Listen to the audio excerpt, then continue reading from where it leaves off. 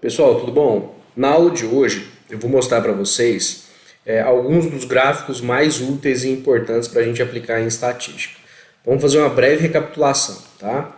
Já aprendemos a calcular a medida de tendência central, média, mediana são as principais, tá? Nós já aprendemos a calcular a medida de dispersão, erro padrão, desvio padrão, que é extremamente interessante, importante. E a gente vai estar utilizando agora esses valores para produzir gráficos. Por que a gente deve produzir gráfico? Porque gráfico é mais interessante e mais fácil de você entender algo do que uma tabela, tá? Do mesmo jeito, uma tabela é mais interessante você entender algo do que um texto escrito, né? Imagina uma pessoa escrever um texto de uma página, mas ao invés de uma página ela coloca uma tabela para você ler. Olhar a tabela é melhor, né? É mais fácil você ter que ler a página inteira. Agora vamos relacionar, né? Ao invés da pessoa fazer uma tabela, ela coloca uma figura que explica toda aquela tabela. Então é melhor ainda, tá?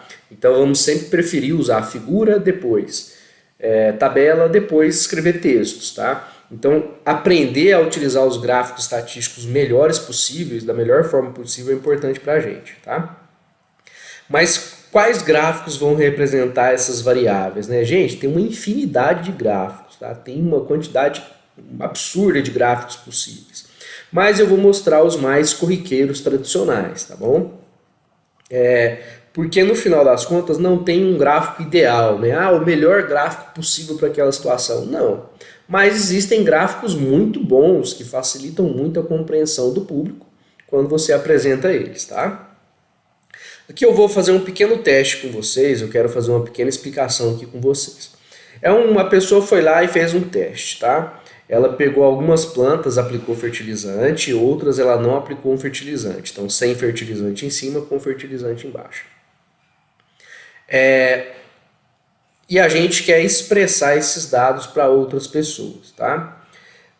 Notem que aqui eu tenho uma amostra, tá? Eu tenho uma amostragem. Então a pessoa não coletou todas as plantas que ela tinha no pomar dela, só algumas, tá? E aqui também fez uma amostra. Isso é importante para a gente, tá? Porque toda a estatística no que a gente vai produzir vai ser baseada em amostras, tá? Aí vamos imaginar, você calculou a média e o desvio padrão dos dois. Primeiro para esse e depois para esse, tá? E aí você quer verificar onde os dados estão se concentrando mais. Então você vai ter que calcular a média e o desvio padrão, para você perceber aquele intervalo onde a maioria dos dados, né, estão girando ali. Tá? E agora a gente vai tentar plotar isso num gráfico. Um dos gráficos mais comuns é o primeiro que eu vou mostrar para vocês, que é um gráfico onde a gente utiliza linhas e algumas barrinhas. Tá? Eu nem estou preocupado em apresentar o gráfico nesse slide, vou apresentar no próximo. E um outro gráfico muito importante é o gráfico de box plot. Então esses vão ser os dois gráficos que eu vou estar apresentando aqui inicialmente para vocês. Tá? Lembrando sempre que figura é melhor do que tabela, então sempre tente expressar os seus dados no formato de figura, tá? Bom, o que você prefere? Olhar esses dados e tentar entender, ou olhar a figura que eu vou mostrar no próximo slide, tá? Se questione em relação a isso. Bom, olha aqui a figura, né? Então aqui eu coloquei a altura no eixo Y, tá? E eu coloquei os meus dois tratamentos no eixo X, tá? Sem fertilizante, com fertilizante aqui. É útil, na maioria dos casos, você começar o eixo Y no zero, tá? E ir subindo. Mas para muitos dados não é interessante fazer isso, tá? Por que para muitos dados não é interessante? Porque às vezes dificulta a pessoa a notar a diferença. Se a diferença for muito sutil, vamos supor que você calculou a média aí de salário de dois países. Em um deu 2.000, o outro deu 2.100, tá? Se você começar do zero, tá? Os dois, a barrinha vai ficar muito próxima dos dois, né? Você nem vai conseguir perceber a diferença. Mas se você começar do 2.000, aí você, do 2.000 aqui, ó, tá? Colocando 2.000 no Y, aí você consegue perceber melhor a diferença dos dois países. Então não é toda situação que a gente deve começar com o eixo Y no zero, não, tá? Mas vamos ao nosso gráfico. O que esse gráfico tem? Geralmente a gente coloca um ponto no meio, pode ser um quadrado, pode ser um círculo, tanto faz, tá? e esse ponto no meio vai significar a nossa média, tá bom? Então a gente vai ter um ponto no meio aqui e vai simplesmente significar a média. Então a gente vai colocar a primeira média, e depois a gente vai calcular o desvio padrão. Calculou o desvio padrão, soma um desvio padrão mais a média e coloca uma barrinha. Pega a média, subtrai um desvio padrão, tá? E coloca uma barrinha. Depois basta você fazer uma linha aqui, tá? Uma linha para conectar as duas barrinhas. Wagner, por que as barrinhas não podem ficar desconexas? Porque fica estranho, fica feio num gráfico, tá? Então você conecta as duas barrinhas e significa que 68% dos seus dados estão aqui, girando em torno de um desvio para cima, um desvio padrão para baixo. E faz a mesma coisa com outro tratamento, tá? Uai, Wagner, mas parece que o desvio padrão aqui é menor do que aqui? Sim, porque é um outro conjunto de dados, tá? São outras plantas. Então você pegou plantas sem fertilizante e plantas com. Você tem que separar elas e rodar a média de cada uma, tá? E o desvio padrão de cada uma. Então pode acontecer, e vai acontecer na maioria das vezes, deles serem diferentes, tá bom? Nota que plotar o gráfico não é tão difícil, e a vantagem é que os softwares fazem pra gente. Basta você jogar aquela informação adequadamente no programa que você está utilizando. Geralmente Excel, mas tem outros programas, tá? E um outro gráfico é você fazer o gráfico de barras, tá? Esse gráfico de barras, onde ele começa aqui no eixo X, né, grudado no eixo X, ele é muito utilizado também. Então, ao invés de você deixar os dados soltos, né, dessa maneira aqui, você pode fazer o gráfico de barras e colocar o desvio internamente ali, tá? Muitas vezes, quando os dados realmente variam de 0 até algum valor, eu acho que o gráfico de barras ele é muito interessante e bastante adequado, tá? Mas se você tem alguma variável que nunca é 0, ela nunca vai chegar no 0, tá? Aí talvez é interessante você usar esse gráfico sem usar a barra, tá? Como assim, Wagner? Olha, se o valor nunca vai ser 0, por que você vai começar um gráfico partindo do 0? Como você faz aqui nesse gráfico de colunas, onde você coloca a média do padrão.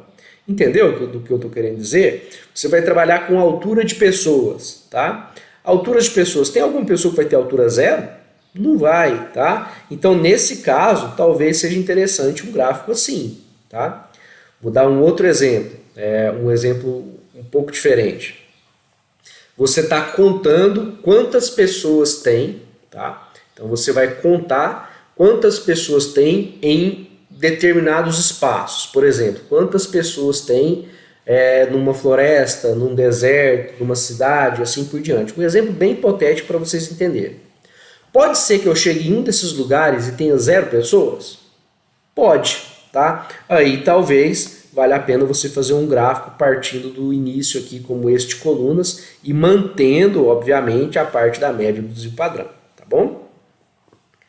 Pessoal, existe um outro gráfico que ele é fantástico, que ele se chama Boxplot, que é o famoso gráfico de caixas. A maioria das pessoas usa Boxplot para dados não normais e tá ok, tá perfeito.